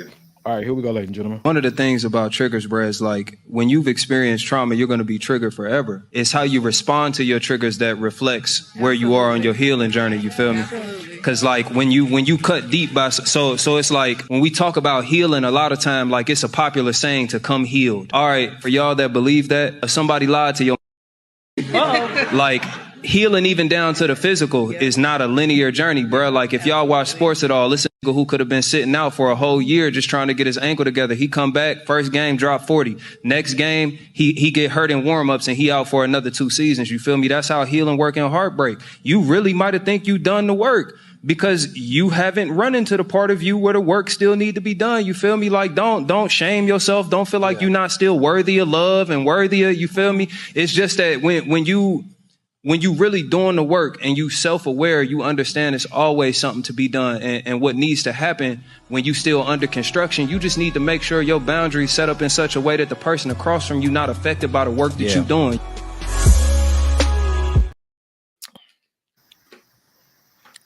Always work to be done. So I think I'm sitting with if you've ever experienced trauma, you're going to be triggered by that trauma forever. That one kind of, are you going to be triggered by these things forever? Depends on what surgeon you go to. Hey, come on, man. That's good. That's good. Surgeon Jesus. Yeah, there's some surgeons who will leave you with a new scar, fix the old problem, give you a new problem. And some surgeons, I tell you, this is as good as we can get it. That's why I feel like motivational speakers like I am, self-development, all these breathing techniques and all those practices, they'll get you so far. But total healing and total restoration comes only from God in my book. Yep. The one who made me, I feel like is the only one that can make me whole. Facts. Nothing against the stuff that helps me to progress and that also helps me to preserve my healing and my wholeness. But I don't feel like if you've been triggered once, that's a trigger you have to deal with for the rest of your life. I agree 100%. Not to take away some of the other stuff that he said was legit. A lot of times we do have this trauma and these triggers, and we tend to feel like, man, ain't nobody gonna love me, ain't nobody gonna deal with me, ain't nobody gonna want me, all these other things that is just, untrue. So it's important to do the work and do the healing portion. But I feel like sometimes when, like therapy, I feel like sometimes people don't really see their therapy through the way they should because they're not seeing the results as fast as they want to. Just like working out. Oh man, I worked out for 2 months and I'm still, I don't see nothing. I don't got in the 6-pack and I'm not lifting 5,000 pounds. So this gym is not for me. Or diets. I tried this diet, it didn't work. Let me switch to the next. You've only been doing it for a week. Like, what are we doing here? You have to trust the process. And a lot of people don't trust their own process. But this goes back to, if you're going to get in shape, don't commit to the results. Commit to the commitment. Commit to the commitment. If you're going to get married, you're not getting married to get your expectations met. You're not committing to your expectations getting met. You're committing to the commitment. It's good. Yeah. Hope that those results that you want and those outcomes you want do exist. But depending on who sets you up, the reliability of the outcomes being pleasing to you varies. Yeah. If there's something that you prayed about and you felt like you were divinely ordained and got into, whether you get your expectations or not, whatever you receive, every good and perfect gift comes from above. That's what God says. So I can trust that I'm either going to get what I want or better, never worse. That's good. Yeah, man. I'm done. I stopped putting lettuce on my burger for that reason. That salad did not help me lose weight. What makes it a salad? Because it's my fat. son says that. Can you get my burger with no salad on it? It's just lettuce, my guy. It's not salad on your burger. Red. But is it? Nah. It's not a salad. Because lettuce don't really serve no purpose anyway, unless it's like spinach or you know what I mean, something with some real. Lettuce is mostly water, which is good for you, but I don't think it has the digestive benefits as other actual vegetables. I'm not doing this with you. Dr. Bolden says the hard part about triggers is that at times you are unaware that you are still affected. Yeah. Sucks when you're caught off guard and you thought you were healed. 100%. I want to say it this way. What do you think healed means? Do healed and whole mean the same thing? I think that healed is an addressing of the actual issue, but wholeness is when it comes back into complete alignment with the rest of your system and the rest of your body. My knee, a knee injury can be healed, you know what I'm saying? The dislocation could be put back in place and sewn up, but there's still some more realignment that needs to happen for it to continue working the body. Full mobility. Yeah. This is why you do rehab after surgery. Yeah. Yeah. That's good. Yeah, it is. So what would you say the rehab would be? Would the rehab be therapy? When you're taking it from your knee to somebody's. We're talking about triggers. Yes. Being healed from a childhood wound. What would that rehab look like? I think it goes back to the surgeon. Depends on the surgery you went through. Yeah. Rehab is specific to the outcome of the surgery. Hey, surgery went well, so you got 6 weeks with this PT doing this. Surgery didn't go so well. You know, so you got four years, and it's never really going to be the same because we had to add a foreign object in there. Yeah, which could actually be like, you know, a false belief that a placebo. I can go down that rabbit hole, but I'm not going to. Yeah. For me, it always comes back to the surgeon, you know, who it is that you are allowing to do this healing. Because this go back to conversation me and my friend had about how some people are just really trying to get you hyped in your emotions, and emotions are like medication. You know what I'm saying? They can numb you from the pain. Mm-hmm. They could make you think you're healed, but you really just have a pain reliever in your system. Yeah. Right. And a pain reliever isn't a pain remover. The relief is that you temporarily, I'm going to numb you to what's actually happening inside of you, which is why they say the best way to get over somebody is to get under somebody else. It's a numbing mechanism. But once the numbing wears off, that pain comes back with a fierce fury. Yeah. Right. Yeah. Yeah. I like what Ali said. She said, heal to me is when you're no longer triggered. Whole is when you can move forward with a new person. Those things don't even come to mind. Wow. That is kind of profound, though. Yeah. Yeah. I like it. Ali, he's giving that some thought. That was good. Yeah, it was. Yeah, it was. What else you see in the chat? What's all this? Nope. Where is it? This.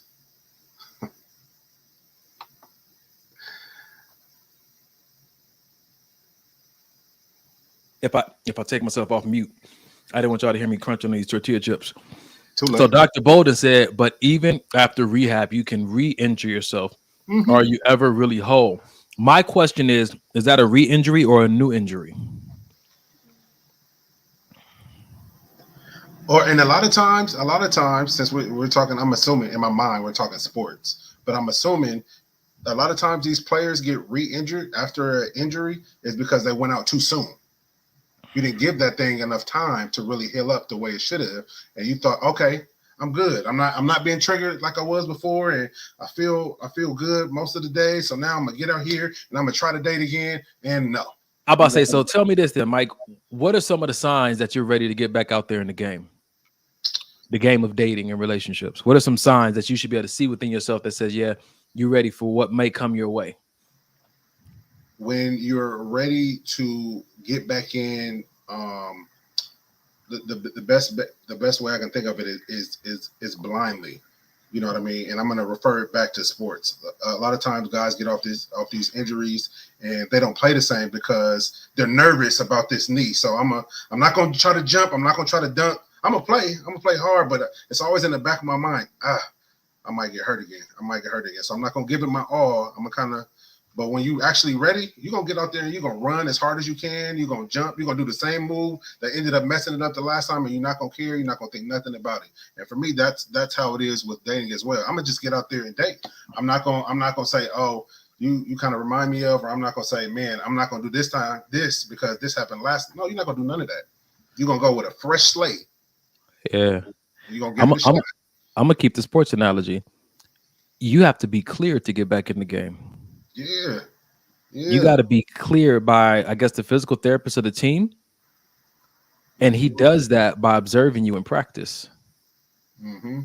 Practice, how you practice lets him know if you're ready to get back in the game. And I say, so what's the parallel to relationships? Any relationship hurt we've ever experienced always impacted our friendships as well. It impacted our family and our friendship because injury impacts every relationship. You can't have a relationship injury that's only specific to romantic relationships. I need an example. Okay. So for instance, if someone was unfaithful to you and that in a romantic relationship that broke your heart, you now have this sensitivity to, or this paranoia associated with people making commitments to you, or this sensitivity to people not keeping their word. And that shows up between you and your brothers, between you and your mom. You're ultra sensitive now to people doing what they said they were going to do, being in the places they said they were going to be in. Yeah. Right. And so how do you know you're ready to get back into the dating arena? Because you don't know if I'm gonna get back into the dating and it's going to be triggered again. Are you still triggered by that thing in your platonic relationships, in your familial relationships? Do you find yourself still struggling with trusting people in that arena? Because if you do, then that's a good evidence. Because remember, when you go out there and start dating, the foundation really is friendship. So you can look at the friendships you already have to identify if you're ready to start building anything more than a relationship with anybody else. Okay. Yeah, I see it. What we got here? Elise said, you rehab your emotional work, how you contributed, not blaming others for the failure you are a part of. And that was big. That was big for me because when me and my ex-wife first got divorced, you know, I never badmouthed her or shamed her, but even in my own mind, I blamed her. Like you were the reason why we didn't make it. You were the problem in the relationship. And it took me really having to mature to realize that even though she did some of those things, what part did you play in this? Could you have done this different? Could you have been more understanding? Could you have, you know what I mean, not done this or could have done this? You know what I mean? And I feel like that's when you really reach those levels of maturity in relationships, when you can do stuff like that. Because sometimes it's hard to turn that mirror around. We talk about it all the time. Turn that mirror around and be like, oh, it was you. You did have a part to play in that.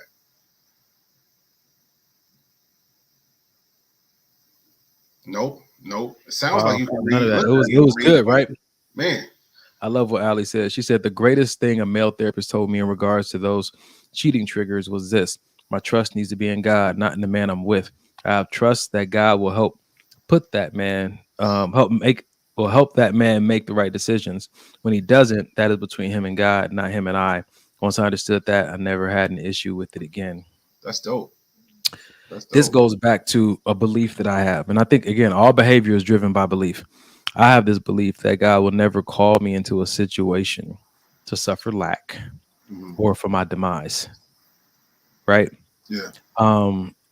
And I think that when I get in situations and I see that, I remember that God called me here, but I see things going in a direction that I don't like or don't agree with, I don't use my prayer time to address that issue.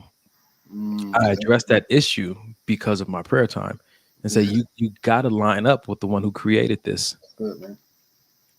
Yeah. You know, like you tell the sea, you know, be still, peace, be still. Like I use what I've learned from my study time, my meditation time, to make the situation and circumstance align to the will of the one who has all power. Yeah. And so I think that, you know, if God called me to a job and I see things happen a certain way, I need not panic because I know who called me there. This is why, you sometimes, I think one person told me, if you ever like somebody and you really like them, you're thinking about moving to the next phase with them, do a 3-day fast. That will equip you with the confirmation or the conviction you need, so that when you're in this, and its intention is to mold you and to smooth out your rough edges, you'll be able to refer back to this deepening and grounding word you got from God. And that fasting time that would make you say, he wouldn't bring me here for me to die. Yeah. Because remember, that's what the children of Israel did when they left Egypt. Moses liberated them, got them out of a bad situation, was going to take them to the promise. And because they endured some hardships, they're like, we could have stayed in Egypt for this. Why you bring us out here to die? But don't forget the one that delivered you. And why would he do that? That's not his character or his nature. Right. We got time for one more, bro? Of course. All right, let's end it on the same note then. It's like when people are traumatized, what they do is they fight with their partner to test how much they will fight for them back.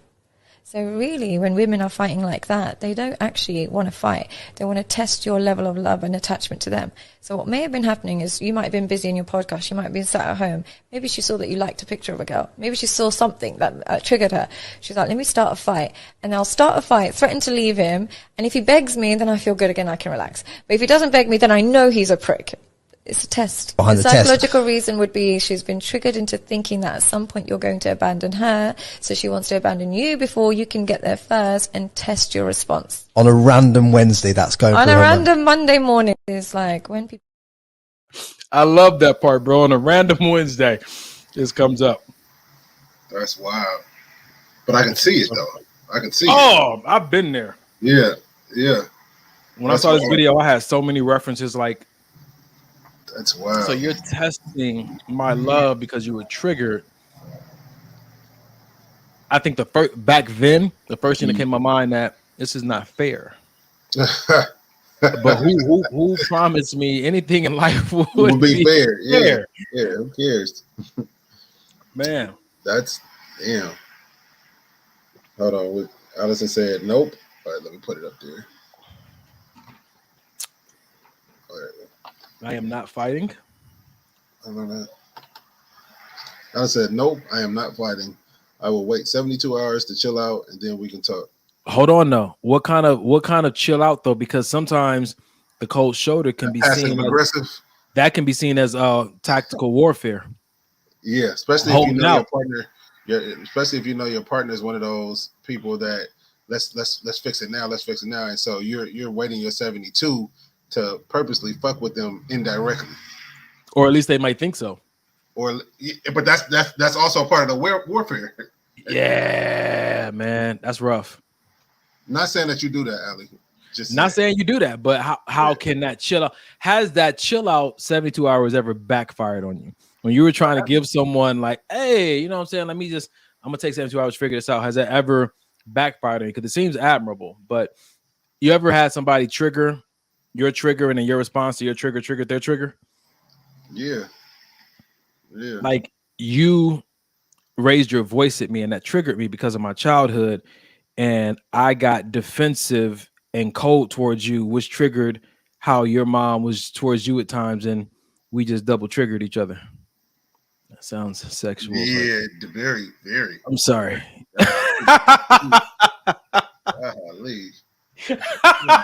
Don't go and try it. Don't go and try it. Don't this double trigger thing. What? What? We go double trigger tonight. Whether you like it or not. Golly. Jeez. She's stupid. Ever said they shooting. Yo, Amber, you ain't gave us a good one in a minute. That was good. That's good. That's good. They shooting.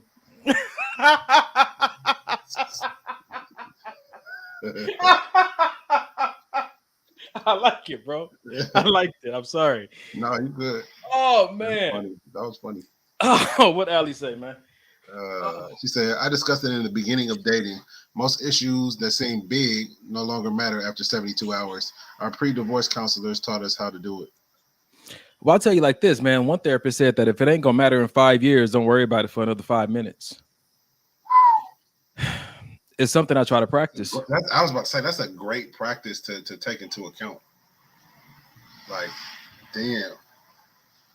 If it ain't gonna matter in 5 years, don't worry about it for another 5 minutes. And if it is gonna matter in 5 years, then we need to talk. Take it to counseling. We need to talk. Oh man. Well, speaking of, man, I think we reached that time of the show, and my face says it. I'm not sure if Mike's face says it, but it's that time, ladies and gentlemen. Yes. At the end of every show, we like to give you guys a resource to a mental health. We have to give you guys a mental health resource. And like we always say, if anything else on this show triggered you, or if it brought up certain things that have you in a certain emotional crisis right now, there's a number you can call. And that number is 988. It used to be a very long 1-800 number, but they shortened it to not only a 988 number, but they also have an online chat that you can go to. You put 988 in a Google search and it can send you to the online chat. I have a few friends who have used it. It's very reliable. They follow up with you and everything. So if you have a personal crisis or if you're having suicidal thoughts, you can call this number. If you know somebody else who does have these thoughts and you want to find the best way to support them, you can call this number to get help on how to approach them without making the situation worse. And that's something I like to highlight. Sometimes your help can hurt because it's uneducated. Yeah. It's uninformed. Let me say it that way. It's uninformed help. And so get informed about the best way to help the people you love is a great step forward. You can get that through this number, 988. Man, Mike, what else you got for him?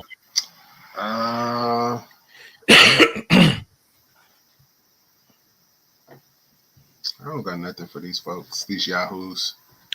Man, all right. Who praying out? What?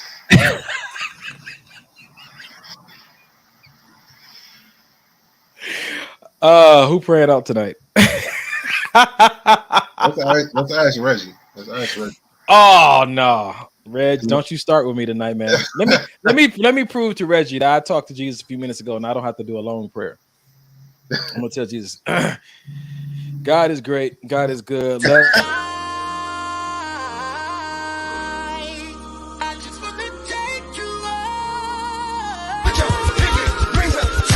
Don't forget the maybe, baby. All right, man. I'm gonna pray for real though. I'm gonna get us out of here. This nigga's wild. Oh man. Wow. At least you coming for me. I will find you in the chat. I'm headed straight over to Instagram DM right now. No, but these are I don't plant my seeds, I'm doing it. Brown skin popping, I'm doing it. You pull the hood out me, I'm doing it.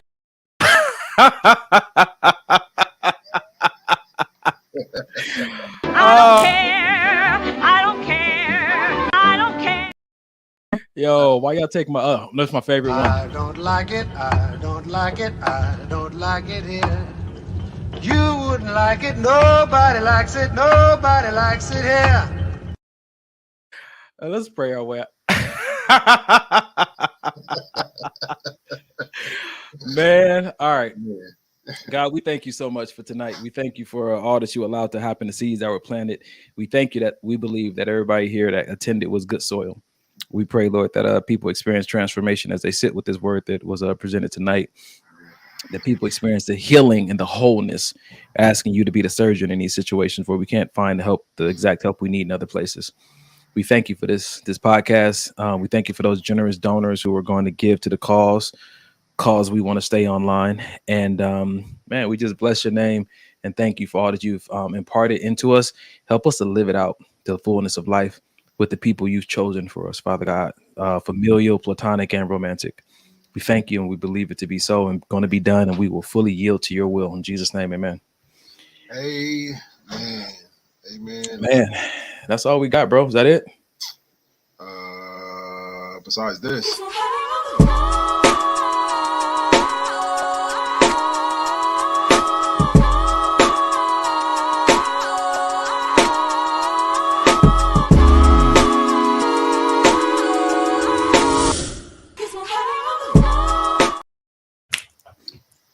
Don't ever expose me like that. Don't ever